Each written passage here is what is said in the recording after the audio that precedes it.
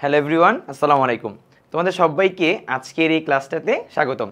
আজকে আমরা সাধারণ গণিতের চ্যাপ্টার 8 বৃত্ত এই চ্যাপ্টারের শিওর শর্টস এমসিকিউ নিয়ে আলোচনা করব।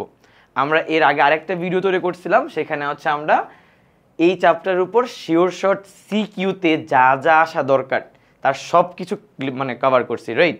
সো এই লেকচারে হচ্ছে আমরা এই চ্যাপ্টারে যত ধরনের এমসিকিউ আসতে পারে সব ধরনের এমসিকিউ কভার করব, একদম কনসেপ্ট সহ, ঠিক আছে? সো এই একটা ক্লাস দেখলে তোমার এই চ্যাপ্টারের এমসিকিউ নিয়ে আর কোনো ধরনের প্যারা খেতে হবে না। ওকে, ঠিক আছে? আচ্ছা, তো চলো শুরু করি। তো আমাদের ধরো তোমরা যারা এই চ্যাপ্টারটা একদমই পড়ো নাই, ধরো একেবারেই পড়ো নাই, তোমাদের যদি মনে হয় যে তোমরা এই চ্যাপ্টার ওয়ান শট ক্লাস করবা, বা ধরো অন্যান্য যে চ্যাপ্টারগুলো আছে যেগুলো ধরো তোমাদের এখন সমস্যা হচ্ছে, তোমরা পারতেছো না, তাহলে ওই চ্যাপ্টারগুলোর তোমরা কিন্তু আমাদের এএফএস থেকেই কিন্তু ওয়ান শট ক্লাসগুলো করে ফেলতে পারো, যেগুলো খুব সুন্দর করে এএফএস এর বা এসএস ফিউচার স্কুলের ইউটিউব চ্যানেলে দেওয়া আছে, ঠিক আছে? আর তোমরা যারা এসএস 26 ব্যাচ আছো, তোমাদের জন্য তো এফআরবি তো আছেই। এফআরবিতে তোমাদের জন্য একদম প্রতিটা চ্যাপ্টারের যে লাইভ ক্লাসগুলো নেওয়া হচ্ছে বা নেওয়া হবে সামনে, দেখবা ওইখানে যা যা পড়ানো হবে তোমার এসএসসিতে এর বাইরে কিছুই আসবে না। সো তোমরা যারা একটা রুটিন মেইনটেইন করে পড়াশোনা করতে চাও, তোমাদের জন্য এফআরবিটা বেস্ট, ঠিক আছে? আর যদি তুমি চাও যে ফ্রিতেই পড়বা, তাহলে ভাই শিওর শর্ট সিকিউ এমসিকিউ মোর দেন এনাফ, যে তোমাকে এটা ছাড়া আর কোনো কিছুই করতে হবে না, বাইরে যাওয়াই লাগবে না। ওকে, তো চলো আমরা শুরু করি। আজকে আমরা অনেকগুলো এমসিকিউ সলভ করব। তো খেয়াল করো, আমরা ফার্স্ট অফ অল কিছু কনসেপ্ট নিয়ে একটু আলোচনা করি। রাত বাজে 1টা, এখন শ্যুট করতে বসলাম আর কি। তোমাদের একটু আগে মাত্র হচ্ছে বৃত্তের শিওর শর্ট সিকিউটা শেষ করলাম, দেন মাঝখানে একটু ব্রেক নিয়ে আবার শুরু করতেছি, আজকের মধ্যেই এটা শ্যুট করতে হবে। তো খেয়াল করে দেখো, একটা বৃত্তের ধরো আমি যদি এখানে একটা চাপ নেই, ধরো এ বি, এবং ধরো এখানে নিচে আরেকটা পয়েন্ট নিলাম সি, তাহলে তুমি চিন্তা করো, দেখো এখানে এই যে এ সি বি, এই যে চাপটা, এটা কিন্তু চাপ, রাইট? আবার ধরো এখানে ডি একটা পয়েন্ট নিলাম, তাহলে এ ডি বি কিন্তু আরেকটা চাপ। তাহলে এইখানে এ সি বি যে চাপটা, এই চাপটা হচ্ছে উপচাপ, যে চাপটা হচ্ছে ছোট, আর এটা হচ্ছে অধিচাপ, যে চাপটা হচ্ছে কি বড়। অর্থাৎ একটা বৃত্তের ব্যাস, যেটা ব্যাসের ক্ষেত্রে এইটুকু অংশ কি অর্ধবৃত্ত না, রাইট? সো অর্ধবৃত্ত অপেক্ষা ছোট যেই চাপটা হয় তাকে আমরা বলি উপচাপ, আর অর্ধবৃত্ত অপেক্ষা বড় চাপকে বলা হয় কি চাপ? অধিচাপ, ঠিক আছে? আচ্ছা, এটা আমরা সবাই নর্মালি জানি। এখন আমি তোমাদের যেটা বুঝাতে চাচ্ছি সেটা হচ্ছে, এই উপচাপ থেকে যখন আমরা অধিচাপের উপর আমরা কোনো একটা কোণ আঁকবো, আমরা কি আঁকবো বলো তো? আমরা যখন কোণ আঁকবো, তখন এই কোণটাকে আমরা বলি বৃত্তস্থ কোণ। এই কোণটাকে আমরা বলি বৃত্তস্থ কোণ, ঠিক আছে, রাইট? আচ্ছা, মনে রাখবা, উপচাপ থেকে অধিচাপের মধ্যে যেই কোণটা আঁকা হয়, এই বৃত্তস্থ কোণটা অলওয়েজ সূক্ষ্ম কোণ। অলওয়েজ কি কোণ বলো তো? সূক্ষ্ম কোণ, ঠিক আছে? এখন এই যে বৃত্তস্থ এই কোণটা, যেটা অধিচাপের ভিতরে আঁকা হয়েছে, উপচাপ থেকে অধিচাপের মধ্যে আঁকা হয়েছে, এটার অনেকগুলো নাম আছে। আমি নামগুলো তোমাকে একটা একটা করে ক্লিয়ার করি। সেটা হচ্ছে উপচাপের উপর দণ্ডায়মান কোণ। এক নম্বর হচ্ছে উপচাপের উপর দণ্ডায়মান। উপচাপের উপর দণ্ডায়মান উপচাপের উপর দাঁড়ায় আছে একটা কোণ, এটা হচ্ছে সূক্ষ্ম কোণ, ঠিক আছে? 2 নাম্বার, এটাকে আরেকটা নাম ডাকে, সেটা হচ্ছে অধিচাপে অন্তর্লিখিত কোণ। অধিচাপে অন্তর্লিখিত। অধিচাপে অন্তর্লিখিত এই যে এই কোণটা কি অধিচাপের ভিতরে তৈরি করা হয়েছে না, এই জন্য এটাকে বলা হয় অধিচাপে অন্তর্লিখিত কোণ। এটাও কিন্তু সূক্ষ্ম কোণ। তোমাকে যদি প্রশ্নে বলো উপচাপের উপর দণ্ডায়মান কোণ, এটাও সূক্ষ্ম কোণ। যদি বলো অধিচাপে অন্তর্লিখিত কোণ, এটাও সূক্ষ্ম কোণ। আবার আরেকটা নাম দেয় এটাকে, সেটা হচ্ছে উপচাপের উপচাপের অনুবন্ধী চাপে, উপচাপের অনুবন্ধী চাপে অন্তর্লিখিত কোণ, উপচাপের অনুবন্ধী চাপে অন্তর্লিখিত কোণ। আচ্ছা, উপচাপ আর অধিচাপ এরা পরস্পর কি বিপরীত না? তাহলে আমরা অধিচাপকে উপচাপের অনুবন্ধী চাপ বলতে পারি, আবার সেম টু সেম উপচাপকে অধিচাপের অনুবন্ধী চাপ বলতে পারি। তাহলে ভাইয়া উপচাপের অনুবন্ধী চাপ দ্যাট মিন্স অধিচাপ, তাহলে অধিচাপের ভিতরে অন্তর্লিখিত কোণ কি সূক্ষ্ম কোণ না? রাইট। 4 নম্বর হচ্ছে এমন হইতে পারে যে অধিচাপের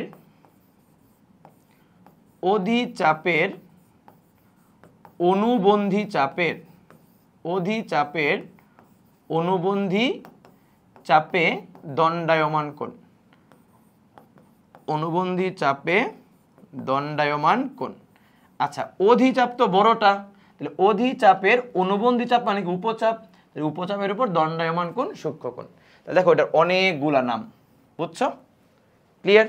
তাহলে তুমি জিনিসটা এইভাবে মনে রাখবা, অধিচাপের ভিতরে যে কোণটা হয় এটা সবসময় সূক্ষ্ম কোণ হয়।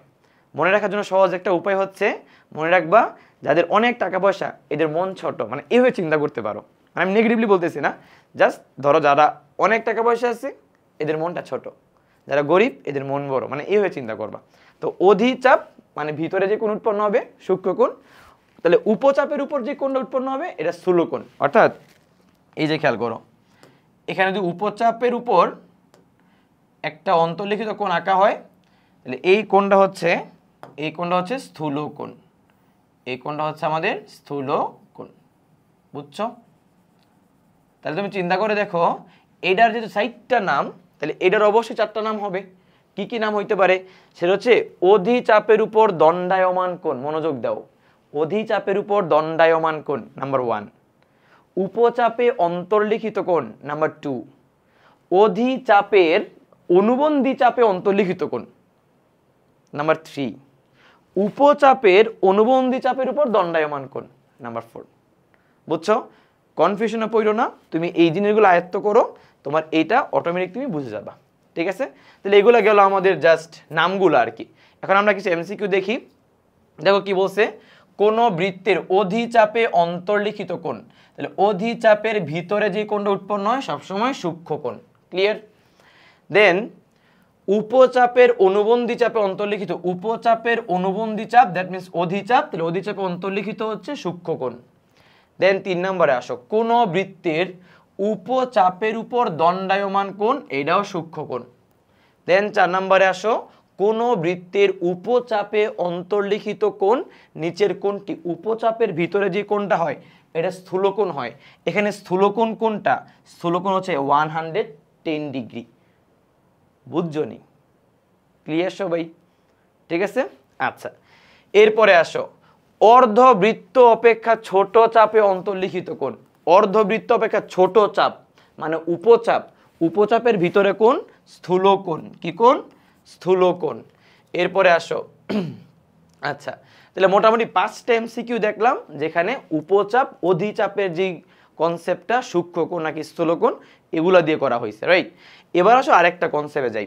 বলছে কোন ত্রিভুজের কয়টি বহির্বৃত্ত আঁকা সম্ভব? তুমি খেয়াল করো, একটা ত্রিভুজের মধ্যে, একটা ত্রিভুজের যতগুলা বাহু আছে ততগুলা বহির্বৃত্ত আঁকা সম্ভব। খুবই সিম্পল একটা হিসাব, যতগুলা বাহু আছে ততগুলা কি বহির্বৃত্ত আঁকা সম্ভব। যেমন ধরো যে এই যে এখানে ধরো একটা কি একটা বাহু, বহির্বৃত্ত আঁকতে হলে কি করতে হয় বলো? সবসময় বহির্বৃত্ত আঁকতে হলে আমাদের কি করতে হয়?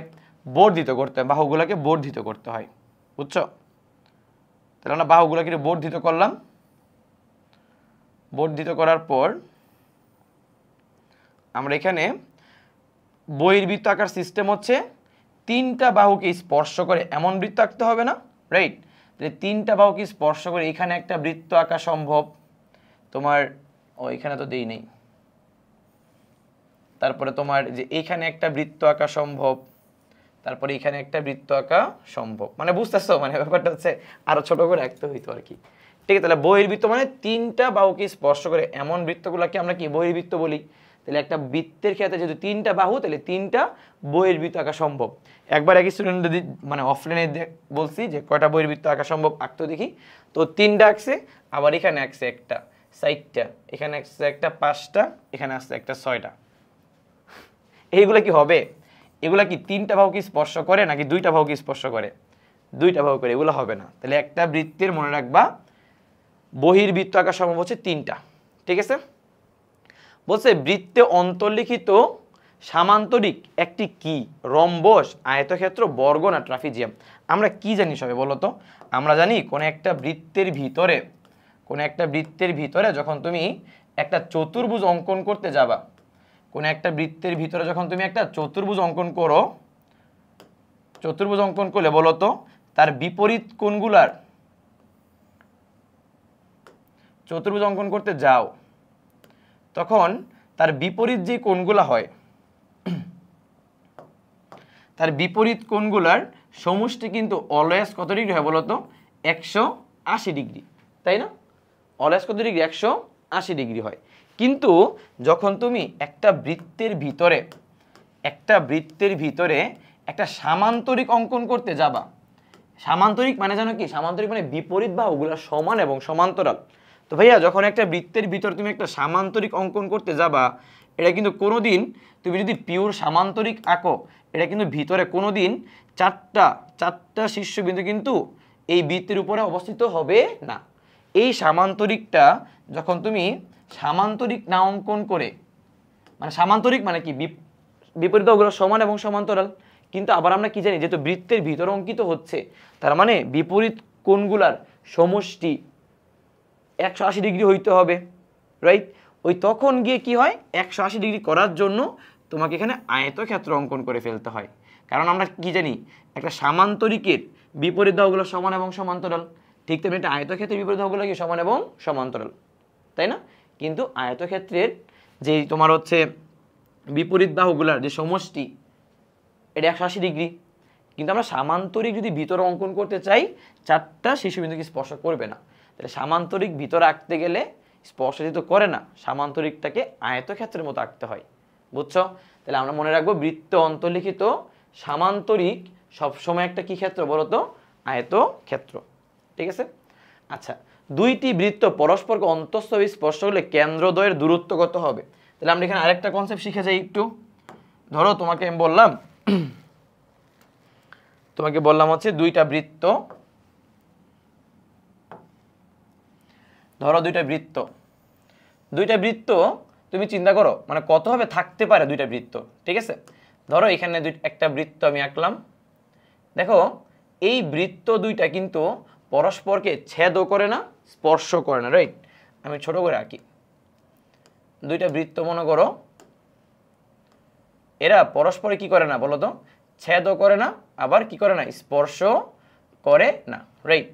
আচ্ছা, এরপরে মনে করো যে আমি আবার আরো দুইটা বৃত্ত নিলাম, যারা কি না পরস্পরকে তোমার কি করে? ধরো বহিস্থভাবে স্পর্শ করে। আবার মনে করো আমি ধরো আরো দুইটা বৃত্ত নিলাম, যারা কি করে? বৃত্ত দুইটা হচ্ছে পরস্পরকে ছেদ করে, পরস্পর কি করে? ছেদ করে।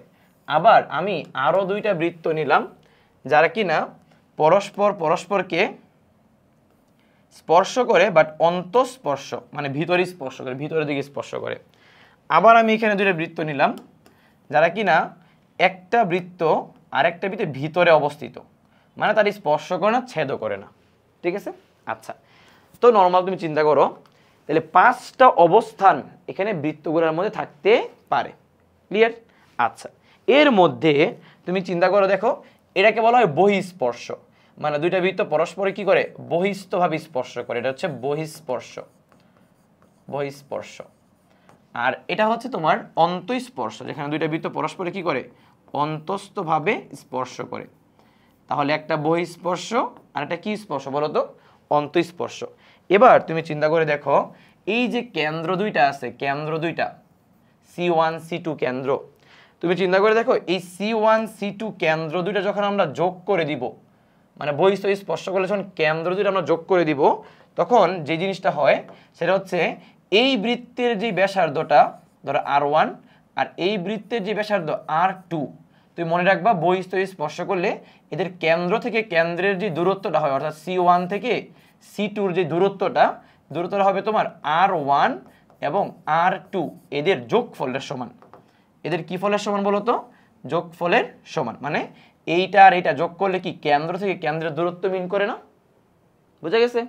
আচ্ছা, আর যদি অন্তঃস্পর্শ করে তা তুমি চিন্তা করে দেখো কেন্দ্র থেকে কেন্দ্রের যে দূরত্বটা এটা কত হবে আসলে? ধরো এটা C1, এটা মনে করো C2, তাহলে এই দূরত্বটা কত হবে আসলে?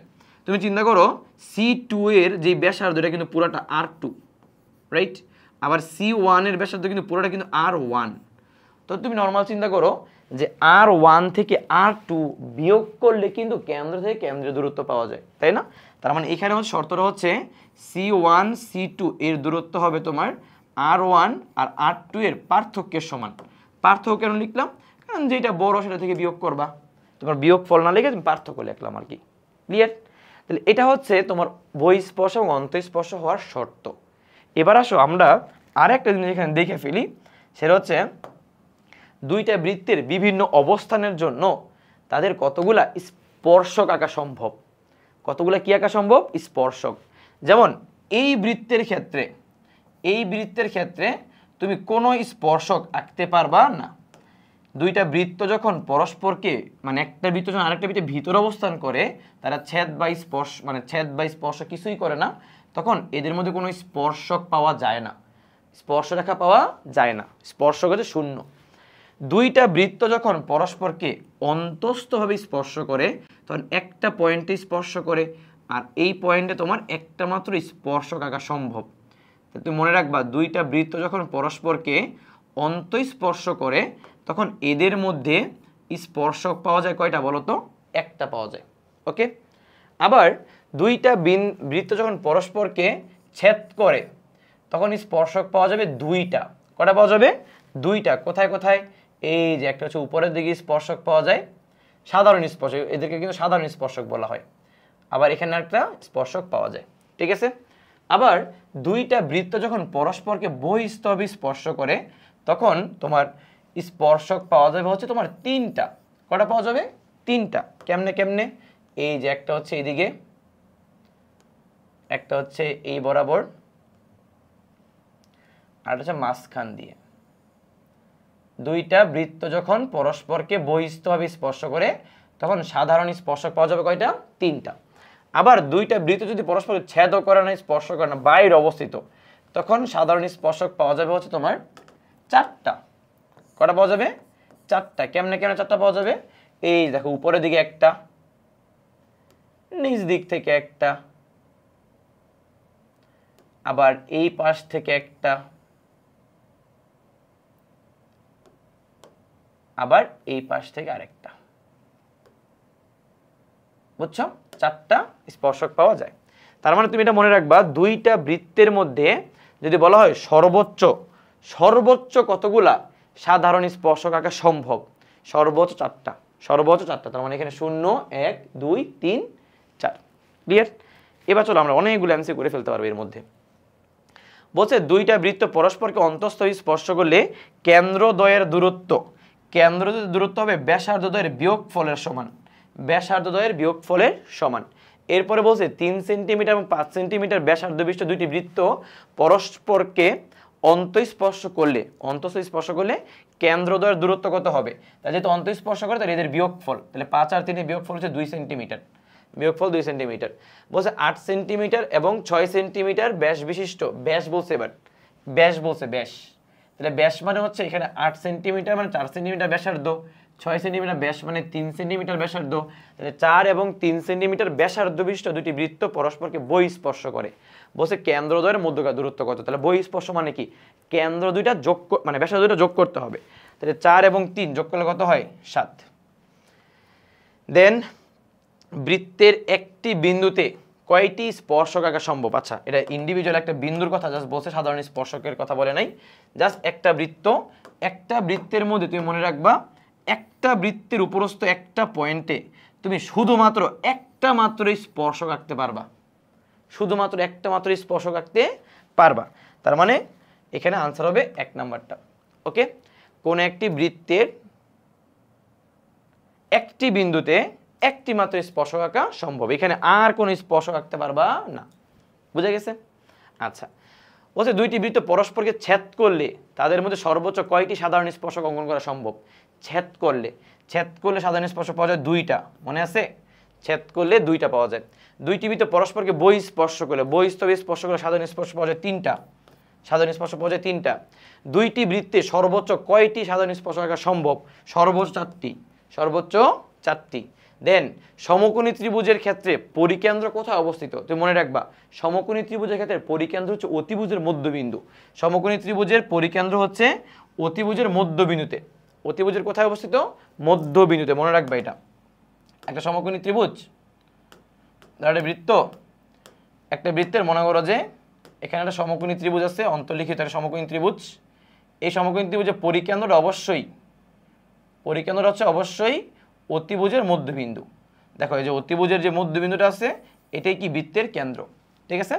আচ্ছা, এরপরে বলছে স্থূলকোণী ত্রিভুজের পরিকেন্দ্র কোথায় অবস্থিত? আচ্ছা, আমি তাহলে তোমাদের এই জিনিসগুলো একটু মানে ক্লিয়ার করি জিনিসটা, এটা একটা কনসেপ্টে যাই।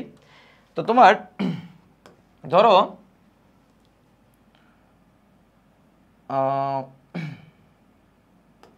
একটা ত্রিভুজ ধরো মানে সূক্ষ্মকোণী ত্রিভুজ, ঠিক আছে?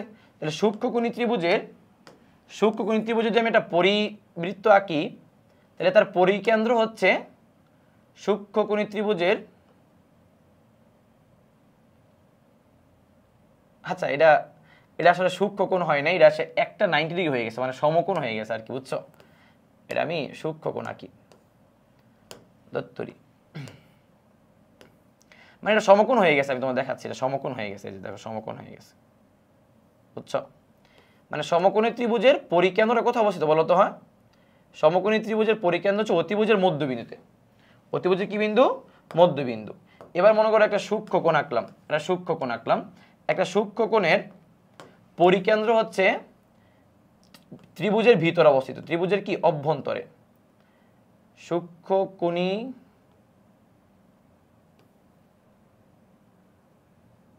কিরে ও ছোট করতে হইব না,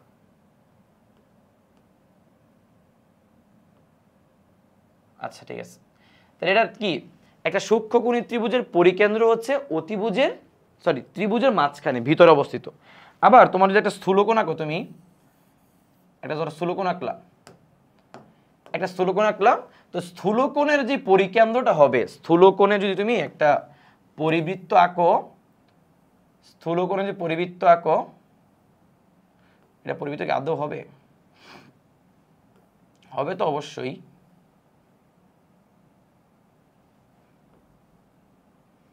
স্থূলকোণটা হচ্ছে আরো বড় করতে হবে, এই দেখো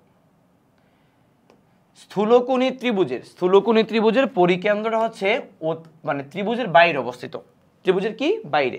তাহলে সমকোণী ত্রিভুজের পরিকেন্দ্র হচ্ছে অতিভুজের মধ্যবিন্দু, সূক্ষ্মকোণী ত্রিভুজের পরিকেন্দ্র হচ্ছে ত্রিভুজের মাঝখানে, আর স্থূলকোণী ত্রিভুজের পরিকেন্দ্র হচ্ছে ত্রিভুজটার বাইরে অবস্থিত, ঠিক আছে? আচ্ছা, তাহলে আমরা চলো এবার যাই, এটা পারবো। তাহলে কি বলছে? স্থূলকোণী ত্রিভুজের পরিকেন্দ্র হচ্ছে কোথায় অবস্থিত?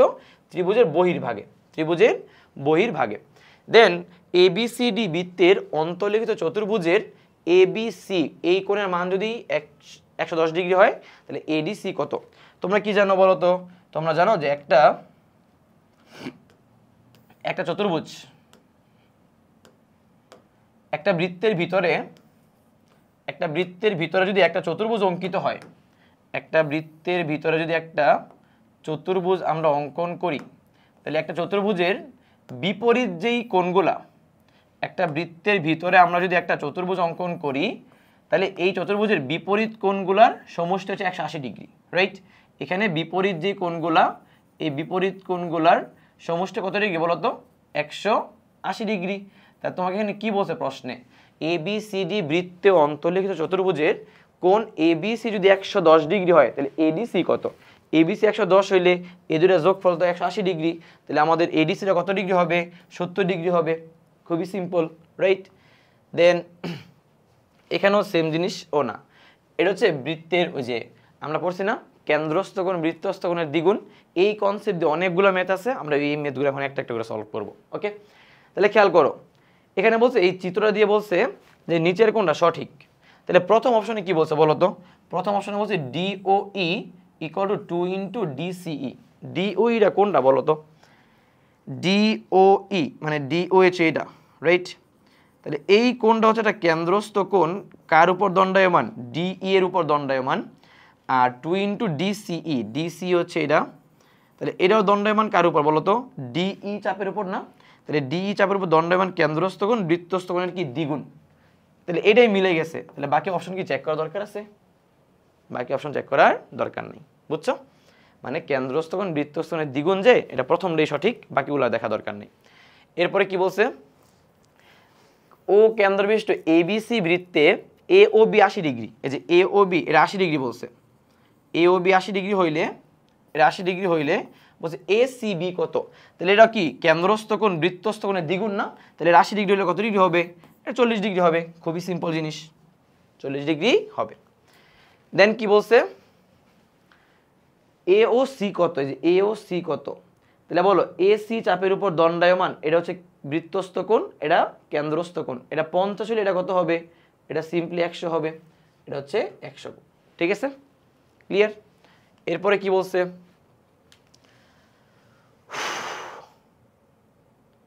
QPR, এই যে QPR এবং QSR, এই যে এই কোণটা এবং এই কোণটার সমষ্টি চাইছে। তাহলে আমাকে বলো QR এর উপর দণ্ডায়মান, এটা কি বৃত্তস্থ কেন্দ্রস্থ কোণ না? কেন্দ্রস্থ কোণগুলো কি বৃত্তস্থ কোণের কিন্তু দ্বিগুণ, রাইট? তাহলে এটা 90 ডিগ্রি হলে এটা কত ডিগ্রি? এটা 45 ডিগ্রি। এটা 90 ডিগ্রি, এটা তো 45 ডিগ্রি, কারণ এগুলো সবগুলোই কি বৃত্তস্থ কোণ এবং QR উপর দণ্ডায়মান কোণ, তাই না? তাহলে এই দুটো সমষ্টি কত হবে? 90 ডিগ্রি হবে। শেষ, বুঝতে পারছি? ক্লিয়ার? বলছে প্রবৃদ্ধ BOD এর মান কত? আচ্ছা খেয়াল করো, BD চাপের উপর দণ্ডায়মান, এইটা কি বৃত্তস্থ কোণ না? তাহলে এই বৃত্তস্থ কোণটা কি এই কেন্দ্রস্থ কোণের কিন্তু অর্ধেক, রাইট? তাহলে বলো তো, এটা যদি 95 ডিগ্রি হয়, তাহলে এটাকে দ্বিগুণ করলে কত হয়? দ্বিগুণ করলে হবে এটাকে তোমার 190 ডিগ্রি, রাইট? 190। বাট আমাকে কিন্তু BODর এটার মান বের করতে বলে নাই, বলছে প্রবৃদ্ধ BOD বের করতে। ভাইয়া প্রবৃদ্ধ মানে কি? প্রবৃদ্ধ মানে হচ্ছে, প্রবৃদ্ধ তো 180 ডিগ্রি, মানে 180 থেকে বড়, রাইট? তাহলে আনসার 190 ডিগ্রি হবে। Answer 190 degree. প্রবৃদ্ধ বলছে না, তাহলে তোমার আনসার 190 ডিগ্রি। শোনো, অনেকে ঝামেলা করবে জানো কি? তোমার এই চিত্রটা দিছে না, চিত্রটা দিছে একটা বাজে একটা চিত্র, মানে এটা আসলে কিন্তু অ্যাকচুয়াল চিত্র না।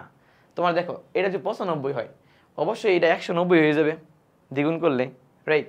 তাহলে এই কোণটা তো এমনি হওয়া উচিত না, এটা তো এরকম 190 ডিগ্রি কোণ কি এরকম হয়?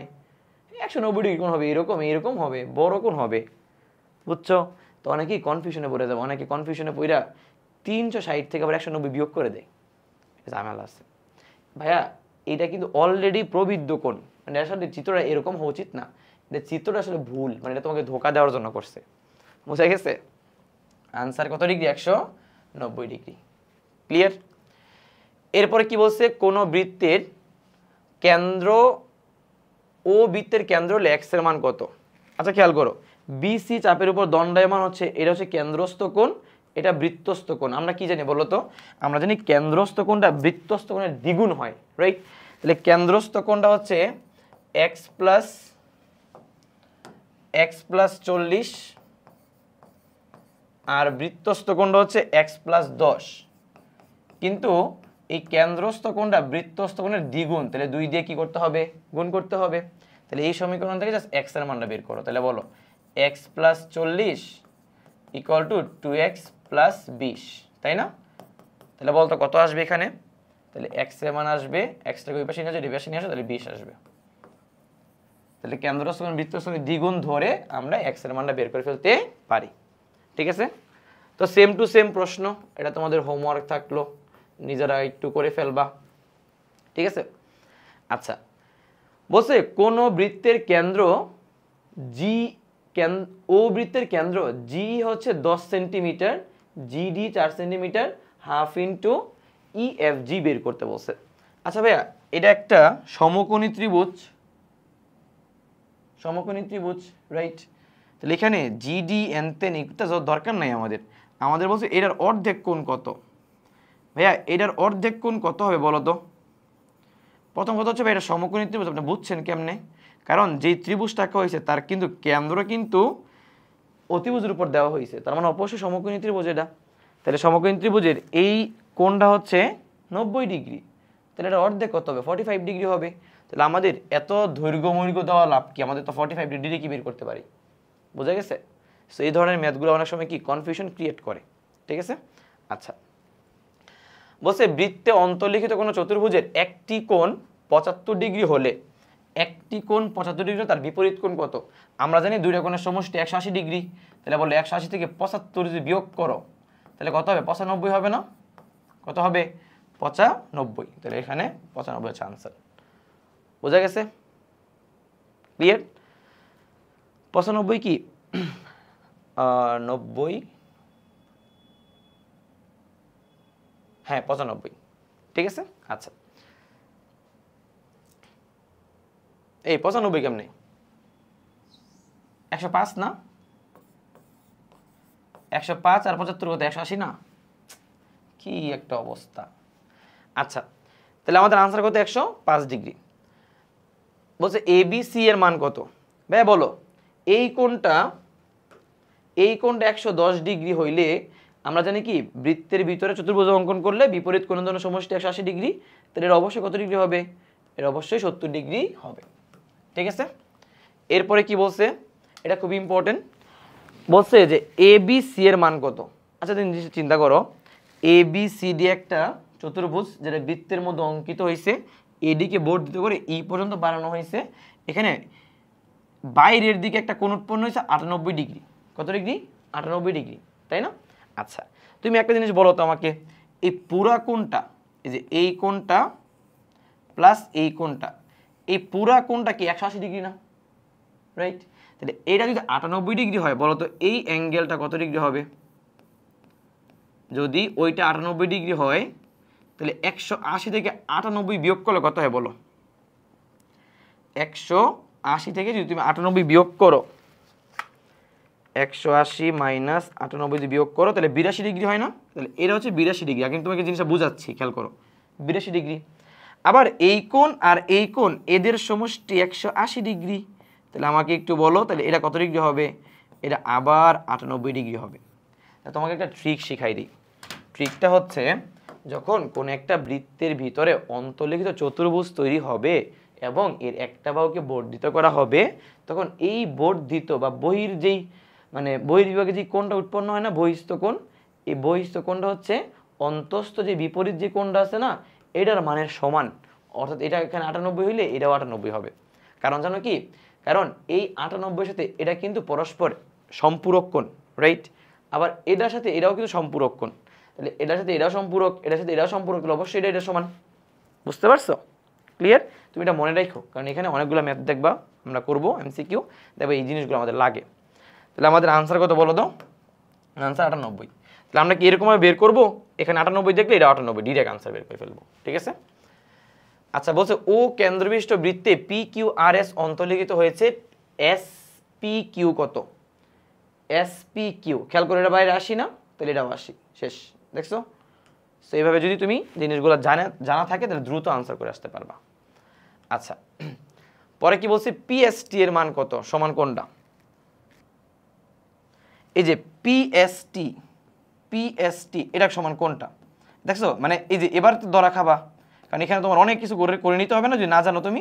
তাহলে বলো, এই পিএসটি এটা কিন্তু এই কোণের সাথে কি সম্পূরক, আবার এটার সাথে কিন্তু এটা সম্পূরক, তাই না? তাহলে অবশ্যই তোমার এই কোণ আর এই কোণ সমান, তাহলে পিএসটি হবে পি কিউ আর এর সমান। পি কিউ আর কোথায়? এই যে লাস্টে পি কিউ আর। বুঝা গেছে? সো কনসেপ্ট যখন ক্লিয়ার থাকবে তখন যেই অ্যাঙ্গেলে প্রশ্ন আসুক না তুমি পেরে যাবা, ঠিক আছে। আচ্ছা, নেক্সটে যাই। বলছে ও বৃত্তের কেন্দ্র উপরের চিত্রে পি ও কিউ 88 ডিগ্রি। ভাই পি ও কিউটা কত? এই যে 88 ডিগ্রি। বলছে পি আর কিউর মান নির্ণয় করে, যে পি আর কিউর মান নির্ণয় করতে বলছে। আচ্ছা, আমাকে একটা জিনিস বলো তো, এই যে পি কিউ চাপের উপর দণ্ডায়মান, এটা কেন্দ্রস্থ কোণ, এটা বৃত্তস্থ কোণ, রাইট? তাহলে কেন্দ্রস্থ কোণটা কি বৃত্তস্থ কোণের দ্বিগুণ না? তাহলে এটা 88 ডিগ্রি হলে এটা কিন্তু 44 ডিগ্রি, রাইট? যদি এটা 88 ডিগ্রি হয় এটা কিন্তু কত ডিগ্রি বলো তো? এটা 44 ডিগ্রি, রাইট? আবার পি কিউ আর এস একটা চতুর্ভুজ অবস্থিত না? তাহলে চতুর্ভুজের বিপরীত কোণ দুটোর সমষ্টি কত? 180। তার মানে এটা বের করতে হলে জাস্ট সিম্পলি তুমি 180 থেকে 44 বিয়োগ করো। 180 থেকে কি 44 বিয়োগ করো, তাহলে বলো 180 থেকে যদি 44 বিয়োগ করো তাহলে 136 ডিগ্রি। 100 কত ডিগ্রি? 36 ডিগ্রি। বুঝছো না বুঝো নাই? মানে তোমার এই কেন্দ্রস্থ কোণটা দিয়ে আমি বৃত্তস্থ কোণ বের করব এবং এটার সম্পূরক কোণ হচ্ছে এটা, আমরা বের করে ফেলতে পারবো। তো এই ধরনের অনেকগুলো ম্যাথ আছে আমাদের এখানে। দেখো বলছে এ ও C 86 degree, A B C বের করতে বলছে। এটা হোমওয়ার্ক তোমার, এটা তোমার হোমওয়ার্ক, ঠিক আছে? আচ্ছা এরপর কি বলছে? বি সি ডি এর মান নির্ণয় করো। বি সি ডি মানে এটা দেওয়া আছে, এটার মান নির্ণয় করতে, এটা তো 180 থেকে জাস্ট বিয়োগ করবা। 180 থেকে বিয়োগ করলে 95 আসবে, এটা বুঝাই যায়, এটা খুবই সহজ জিনিস। আচ্ছা এবার আসো স্পর্শকের কনসেপ্টগুলোতে।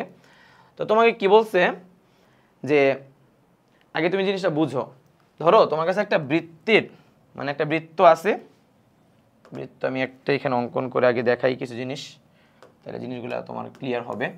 একটা বৃত্ত আছে, বৃত্তের বহিস্থ একটা বিন্দু আছে। তো বহিস্থ যে বিন্দুটা আছে এই বিন্দু থেকে বৃত্তের মধ্যে আমরা দুইটা স্পর্শক টানলাম। ধরো আমরা দুইটা স্পর্শক টানলাম। তবে এই স্পর্শকগুলার দৈর্ঘ্য কিন্তু অলওয়েজ সমান হয়, এটা আমরা সবাই জানি, তাই না? Always P A R P B এটা কিন্তু সমান হয়, এটা আমরা জানি। আবার বৃত্তের কেন্দ্র তো ও, তাই না? তাহলে বৃত্তের কেন্দ্র থেকে ও এ এবং ও বি যখন তুমি মানে নিবা, ও এ আর ও বি এখানে কিন্তু ওরা 90 ডিগ্রি কোণ তৈরি করে, 90 ডিগ্রি কোণ তৈরি করে। তবে যেহেতু এটা একটা চতুর্ভুজ, এই বিপরীত কোণ দুইটার সমষ্টি হচ্ছে মানে সমষ্টি 180 ডিগ্রি, তাহলে অবশ্যই এই যে এই কোণটা এবং এই কোণটা এদের যোগফল কিন্তু অবশ্যই 180 ডিগ্রি হবে। তার মানে এখানে একটা কোণ দেওয়া থাকলে আমরা আরেকটা কোণ ইজিলি বের করতে পারি, ঠিক আছে? আচ্ছা তাহলে এবার আসো জিনিসটা, ও এটা ছাড়াও আরেকটা কনসেপ্টে বলি, সেটা হচ্ছে ধরো তোমার যদি এই টোটাল ওপি যোগ করে দিই তাহলে কিন্তু আমাদের এখানে যেহেতু এখানে সমকোণী ত্রিভুজ তৈরি করে, যে সমকোণী ত্রিভুজ তৈরি করে, তাহলে বিভিন্ন দৈর্ঘ্য দেওয়া থাকলে আমরা বিভিন্ন দৈর্ঘ্য কি বের করতে পারি। অর্থাৎ ধরো তোমাকে এইটা এটা দেওয়া আছে, এটা বের করতে বলছে, অথবা এইটা আর এটা দেওয়া আছে, এটা বের করতে বলছে, এগুলো কিন্তু আমরা সমকোণী ত্রিভুজ দিয়ে বের করতে পারি, ঠিক আছে? তাহলে আমরা দেখি কি কি ম্যাথ আছে। আচ্ছা দেখো এখানে কি বলছে যে এই অ্যাঙ্গেলটা 55 ডিগ্রি, তাহলে এই অ্যাঙ্গেলটা কত হবে? 180 মাইনাস 55, 180 মাইনাস 55 মানে 125 ডিগ্রি হবে, 125 ডিগ্রি, বুঝছো? দেন কি বলছে, আচ্ছা এটাও একটা ইম্পর্টেন্ট ম্যাথ, এই টাইপের বেশ কিছু ম্যাথ আছে, সো একটু বুঝো জিনিসটা, খেয়াল করো। ডিসিই এই যে এই অ্যাঙ্গেলটা বের করতে বলছে, এই অ্যাঙ্গেলটা বের করতে বলছে, বুঝছো? আচ্ছা এখন তুমি খেয়াল করে দেখো এই অ্যাঙ্গেলটা 94 ডিগ্রি, তাহলে ভাই এইটাও তো 94 ডিগ্রি, তাই না? আর এটা 94 ডিগ্রি হয়, বলো এটা একটা ত্রিভুজ না? ত্রিভুজের তিন কোণের সমষ্টি কত? 180 ডিগ্রি। তার মধ্যে এই দুটোর যোগফল কত? 94 আর 20, 94 আর 20 মানে 114 ডিগ্রি, তাই না?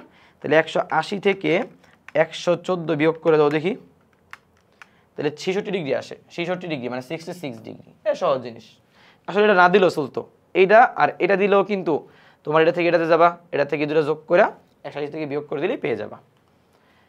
দেন কি বলছে, এই দেখছো এটা আবার ঠিকই দিছে, 96 আর 20, এখানে কিছু দেয়নি, দেখছো? তোমাকে বলছে যে এটা বের করার জন্য আর কিউটি বের করার জন্য, তাহলে 96 এলে এটাও তো 96, তাহলে এটা কত হবে? আবার 66, সেম প্রশ্নই, দেখছো? কুমিল্লা বোর্ড 17 দিছে, যশোর বোর্ড 23 দিছে। আচ্ছা এরপরে এটা একটা ইম্পর্টেন্ট ম্যাথ, মানে আমি ইম্পর্টেন্ট কেন বলতেছি কারণ এগুলোতে ধরো তোমার টাইম লেগে যেতে পারে যদি প্র্যাকটিসে ঠিক মতো না থাকে। বলছে ভাইয়া তোমাকে পিওএম এই অ্যাঙ্গেলটা বের করার জন্য, পিওএম পি ও এম, এই অ্যাঙ্গেলটা বের করতে বলছে। আচ্ছা, তোমাদের কাছে আমার প্রথম প্রশ্ন যেটা, সেটা হচ্ছে তুমি খেয়াল করে দেখো, এই যে এই ত্রিভুজের এই বাহুটা এবং এই বাহুটা কিন্তু সমান, আবার এই দুটা ত্রিভুজের এই বাহুটা এবং এই বাহুটাও কিন্তু সমান, মানে তারা ব্যাসার্ধ, তাই না? আবার এখানে দুটো সমান চিহ্ন দেওয়া আছে, দ্যাট মিনস কি মিন করে, দ্যাট মিনস এইটা এবং এইটা সমান। অর্থাৎ এই যে দুটা ত্রিভুজ আছে না, এই যে দুটা ত্রিভুজ, এই দুটা ত্রিভুজের সর্বসম ত্রিভুজ। দুইটা ত্রিভুজ কি ত্রিভুজ বলো তো? সর্বসম ত্রিভুজ। তাহলে অবশ্যই আমাদের সর্বসম ত্রিভুজ হইলে এই অ্যাঙ্গেলটা এবং এই অ্যাঙ্গেলটা, এই অ্যাঙ্গেল দুটো সমান হবে ত্রিভুজ দুটার যেহেতু শীর্ষবিন্দু ও, রাইট? কারণ আমাকে বলো এটা যদি 60 ডিগ্রি হয় তাহলে টোটাল কি 360 না? টোটাল 360 থেকে 60 বিয়োগ করলে এরা দুইজন মিলে কি 300 ডিগ্রি না? তাহলে এরা দুজন 300 ডিগ্রি হলে এরা সমান সমান ভাগ পাবে, তাহলে 150 করে পাবে। বুঝছো? আবার বলবো, মানে এই দুটা ত্রিভুজ সর্বসম ত্রিভুজ, কারণ এদের বাহুগুলো, যে এই বাহুটা কমন বাহু, এই বাহুগুলো হচ্ছে ব্যাসার্ধ সমান, আবার এগুলো কি সমান বলে দিছে, তার মানে এই দুটা ত্রিভুজ সর্বসম ত্রিভুজ, দ্যাট মিনস এই অ্যাঙ্গেলটা এবং এই অ্যাঙ্গেলটা সমান। তাহলে আমাদের এখানে টোটাল কত ডিগ্রি? 360 ডিগ্রি। 60 ডিগ্রি তো ও নিয়ে গেছে, তাহলে বাকিটা কি 300 ডিগ্রি এখানে আছে, তাহলে 150 300 ডিগ্রি হচ্ছে তারা নিজেরা পাবে, তার মানে এটা 150 ডিগ্রি। ঠিক আছে? আচ্ছা, পরে কি বলছে? পরে বলছে উদ্দীপকের আলোকে এক, আচ্ছা মানে শোনো, এখানে বলছে চিত্রে বৃত্তটি কেন্দ্রচ্ছেদ কিউ আর এস বের করো। কিউ আর এস, এটা পারবা, মানে এটা হোমওয়ার্ক করো তোমরা, আসলে এটা খুবই সহজ জিনিস। ভাই কেন্দ্রস্থ কোণ কি বৃত্তস্থ কোণের দ্বিগুণ, এটা ধরে তুমি এক্স এর মান বের করতে পারবা। তাহলে এই এক্স এর মান একবার পেয়ে গেলে তুমি এই কোণটা কি বের করতে পারবা না? মানে এক্স এর মান বের করলে তো এটা পেয়ে যাবা, তাহলে 180 থেকে এটা বিয়োগ করে দিলে এটা পাওয়া যায়, এগুলো তুমি ইজিলি পেরে যাবা। বলছে পি এস আর 90 ডিগ্রি হলে কিউ আর এস এবং পি কিউ আর নির্ণয় করো। ভাইয়া পি এস আর 90 ডিগ্রি বলো তো, যদি তুমি এটা পায়া যাও একবার, ধরো এটা তুমি ক নাম্বার অপশন থেকে পাই গেছো, তাহলে বলো পি এস আর, এটা 90 ডিগ্রি দেওয়া আছে। আচ্ছা ভাই এটা 90 ডিগ্রি হলে এটাও তো 90 ডিগ্রি, কারণ বিপরীত কোণ সমষ্টি 180 ডিগ্রি। তাহলে তোমাকে প্রশ্নে কি বলছে? বলছে এই কোণটা এবং এই কোণের সমষ্টি কত, তাহলে তুমি এই ম্যাথ থেকে আগে এই কোণটা বের করবা। আচ্ছা বের করে দেখাই, ধরো 2x + 60 ডিগ্রি না, এটা কার দ্বিগুণ? 3x এর দ্বিগুণ, মানে কেন্দ্রস্থ কোণ বৃত্তস্থ কোণের দ্বিগুণ, তাহলে এখানে হবে 6x, তাহলে এখানে হবে 6x, তো এই পাশে গেলে হবে 4x = 60, তাহলে 4 পূর্ণ কত 60, তার মানে x এর মান হচ্ছে 4 পূর্ণ 60, 4 15 60, তাহলে x এর মান 60 হইলে এটা কত বলো তো? সরি, x এর মান 15 হইলে 3 পূর্ণ কত, এটা 45, রাইট? এটা 45 হলে এটা কত হবে? 180 - 45, তার মানে 135 হবে। 135, 135 এটা 90, তাহলে 135 আর 90 কত হয়? মানে এটার আনসার কিন্তু 135। তাহলে পরেরটা হচ্ছে কত? 135 আর 90, 135 + 90 গুণ করতেছি, বুঝছো? আবার গুণ করছি, বেশি তাড়াহুড়া করলে যা হয়। 135 + 90 হচ্ছে 225 ডিগ্রি, 225। দেখো এই ম্যাথটা কিন্তু ইম্পর্টেন্ট আছে, বুঝছো? আচ্ছা শেষ। এবার কি বলছে?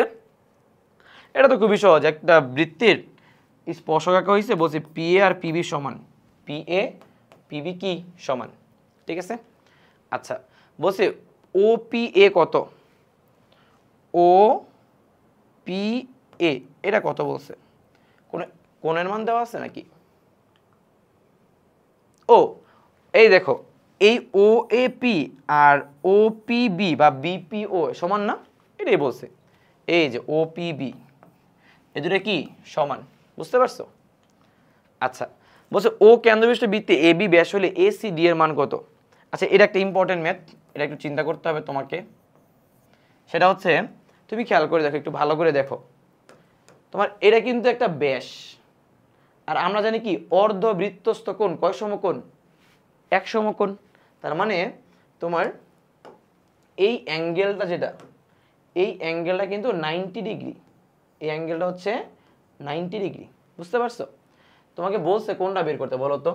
এসিডি বের করতে, মানে তোমাকে এই অ্যাঙ্গেলটা বের করতে বলছে, এসিডি, এই অ্যাঙ্গেলটা বের করতে বলছে। তো কীভাবে বের করো আমরা আস্তে আস্তে আসতেছি, সমস্যা নেই। আচ্ছা এখন তোমরা আমাকে বলো, একটা বৃত্তের ভিতরে যখন তুমি অন্তস্থ একটা চতুর্ভুজ অঙ্কন করবা তখন বিপরীত কোণগুলোর সমষ্টি কি 180 ডিগ্রি না, রাইট? তাহলে আমাকে বলো যে তোমার এখানে বিপরীত কোণ কোনটা? একটা এ কোণ একটা সি কোণ, তার মানে এ কোণ আর সি কোণ এদের সমষ্টি হচ্ছে 180 ডিগ্রি। আচ্ছা, মজার বিষয় হচ্ছে তুমি এ কোণ কিন্তু পুরোটা জানো না। পুরোটা কি জানো? জানো না। তুমি 20 ডিগ্রি জানো, বাট এটা তুমি ধরে নাও এক্স। আবার তুমি এটা জানো বাট এটা জানো না, তাই না? আচ্ছা বলো তো, যেহেতু এখানে ত্রিভুজ বলা আছে ত্রিভুজ এবং ত্রিভুজের বাহু দুইটা সমান, তাহলে অবশ্যই কোণ দুইটা সমান। একটা ত্রিভুজের যদি বাহু দুইটা সমান হয় তাহলে এদের সংলগ্ন যে কোণ দুইটা আছে কোণ দুইটা সমান না, তার মানে এখানে এক্স, তাহলে এটা কত হবে? এটাও এক্স হবে। বুঝছো? তাহলে মজার বিষয় না যে কোণ এ মানে আসলে এক্স প্লাস 20 ডিগ্রি আর কোণ সি মানে হচ্ছে এক্স প্লাস 90 ডিগ্রি। তাহলে আমাদের অ্যাকচুয়ালি আসলে এক্স এর মান বের করতে হবে, কারণ এক্স হচ্ছে আসলে কি, এই যে এ সি ডি, এটা আসলে এক্স এর মানটা না, এটা বের করতে হবে। তাহলে আমাকে বলো এখানে এক্স আর এক্স যোগ করলে কত হয়? 2x। তাহলে 2x এর 110 ডিগ্রি, তাহলে 180 থেকে 110 যদি বিয়োগ করে দাও তাহলে 2x ইকুয়াল টু 70 ডিগ্রি। তাহলে এখানে x ইকুয়াল টু হচ্ছে তোমার 35 degree. x equal to 35 degree. Clear? তোমরা কি বুঝছো না বুঝো নাই বলো তো? এরপরে আসো, বলছে অর্ধবৃত্তস্থ কোণের মান কত? অর্ধবৃত্ত কোণের মান কত? 90 ডিগ্রি। পরে বলছে এটা কত? এই যে এই কোণ চাইছে, এটাও 90 ডিগ্রি। অর্ধবৃত্তস্থ কোণ এক সমকোণ, এগুলো আমরা পারে যাব। দেন বলছে পি কিউ আর এর সম্পূরক কোণ কত? পি কিউ আর এর সম্পূরক কোণ, পি কিউ আর মানে এটার সম্পূরক কোণ। আচ্ছা নর্মাল হিসাব বলো, এটা যেহেতু বৃত্তের ব্যাস তাহলে এটা 90 ডিগ্রি না? এটা 90 হলো, অবশ্যই এই দুটোর যোগফল 90, তার মানে x plus 5x, x plus 5x এদের যোগফল হচ্ছে 90 ডিগ্রি। দ্যাট মিনস 6x এদের যোগফল হচ্ছে 90।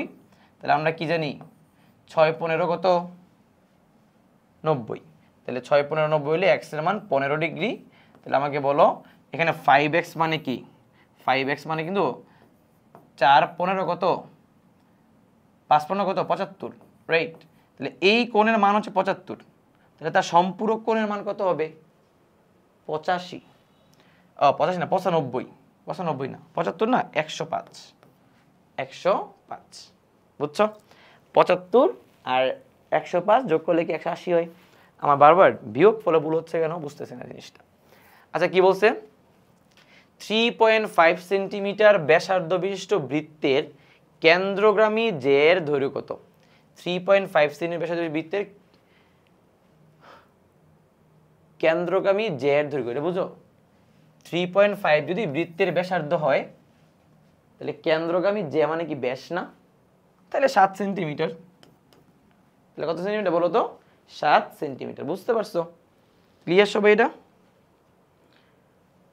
7 সেন্টিমিটার। ওকে আচ্ছা, দেন পরেরটাতে যাই।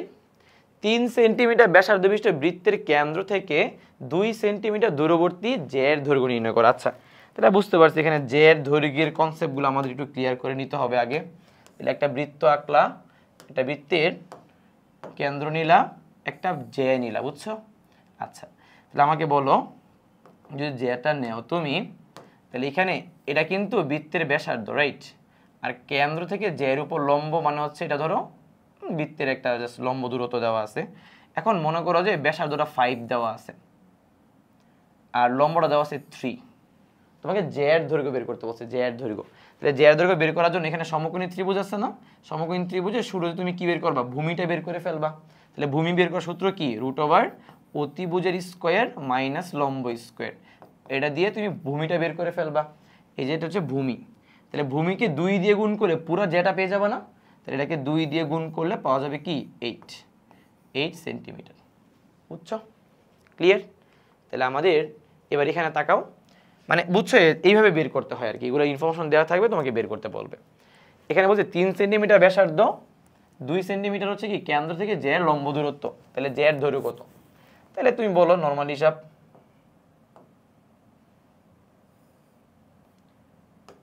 একটা বৃত্ত, এখানে কি বলো? এখানে হচ্ছে বৃত্তের ব্যাসার্ধ দেওয়া আছে 3, এটা দেওয়া আছে 2, তাহলে বলো যে এইটুকু অংশের মান কত হবে √3 স্কোয়ার মাইনাস 2 স্কোয়ার, মানে 9 থেকে 5 4 বিয়োগ করলে 5, তাহলে √5, 2 দিয়ে গুণ করলে 2√5, 2 দিয়ে গুণ করলে 2√5। বুঝা গেছে? ক্লিয়ার? 26 সেন্টিমিটার ব্যাস বিশিষ্ট বৃত্তের কেন্দ্র থেকে 5 সেন্টিমিটার দূরে অবস্থিত জ্যায়ের দৈর্ঘ্য কত? ভাইয়া 26 সেন্টিমিটার ব্যাস মানে 13 সেন্টিমিটার ব্যাসার্ধ, রাইট? 13 সেন্টিমিটার ব্যাসার্ধ, তাহলে 13 সেন্টিমিটার যদি ব্যাসার্ধ হয়, পারবা, এটা তোমরা হোমওয়ার্ক করে ফেলবা, ঠিক আছে?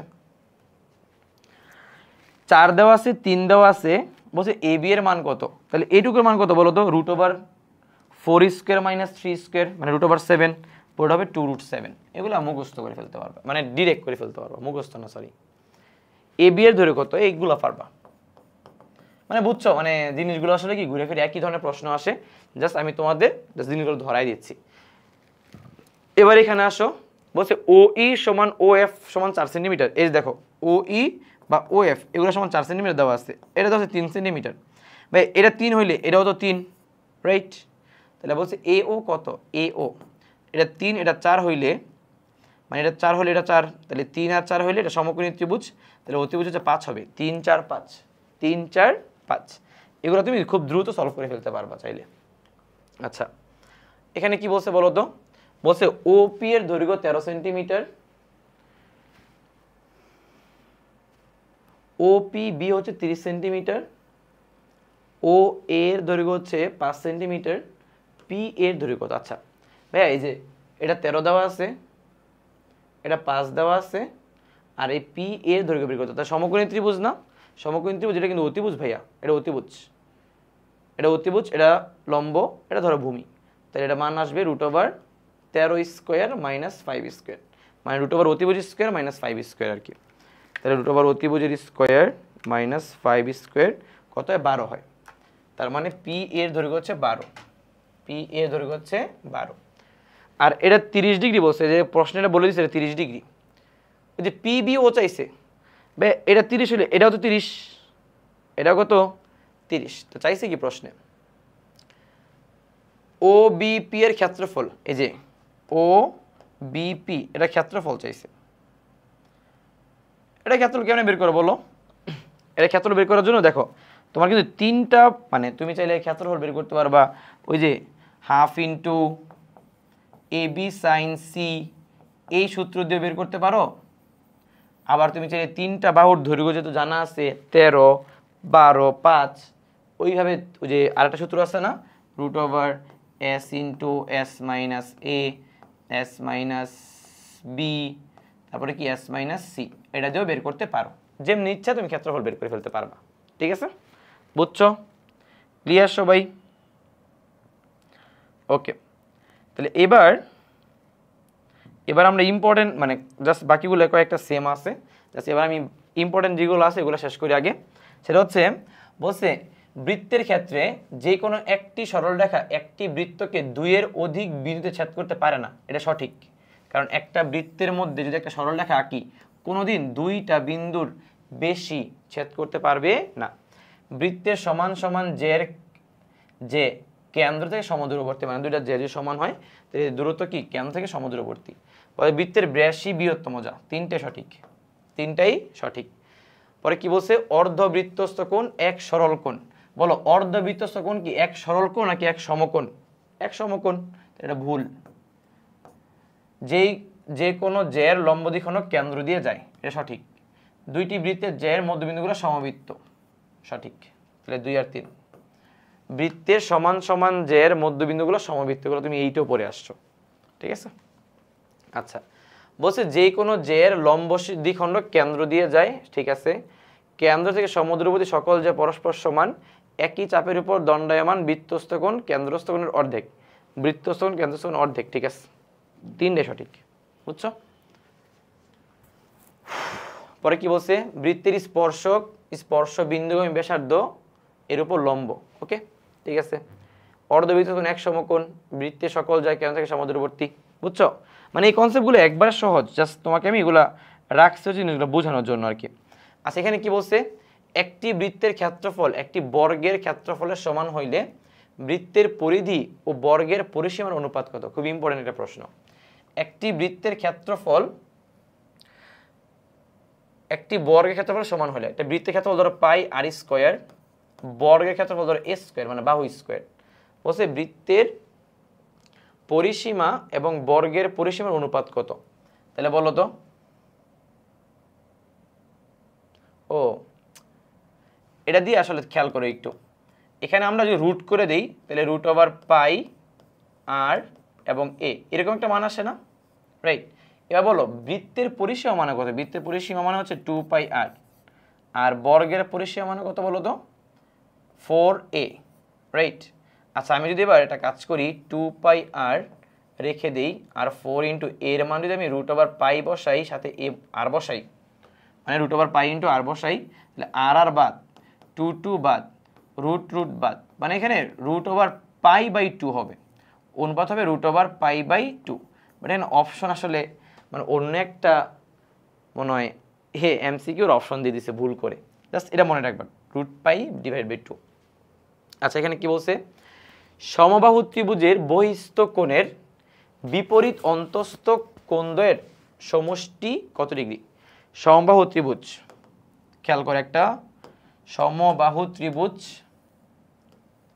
বহিস্থ কোণের, তাহলে বহিস্থ একটা কোণ, বহিস্থ কোণের বিপরীত অন্তস্থ কোণদ্বয়ের সমষ্টি কত ডিগ্রি?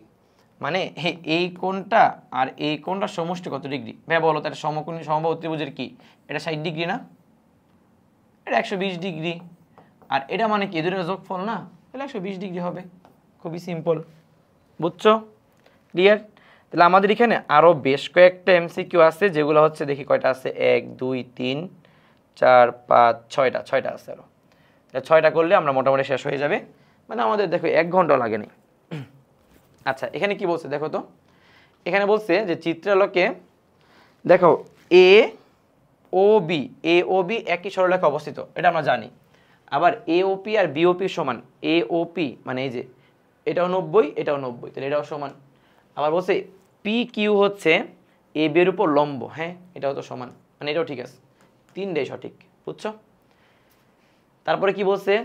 কোণ এ বি সি 45 ডিগ্রি, তো দেওয়াই আছে 45 ডিগ্রি। এ কোণ হচ্ছে 90 ডিগ্রি, 90 ডিগ্রি কেন? কারণ এটা হচ্ছে বৃত্তের ব্যাস, তো অর্ধবৃত্ত সমান এক সমকোণ। আবার বলছে এ বি ডি হচ্ছে 135 ডিগ্রি, মানে যে এ বি ডি এই বাইরেরটা হচ্ছে 100 কত ডিগ্রি? 35।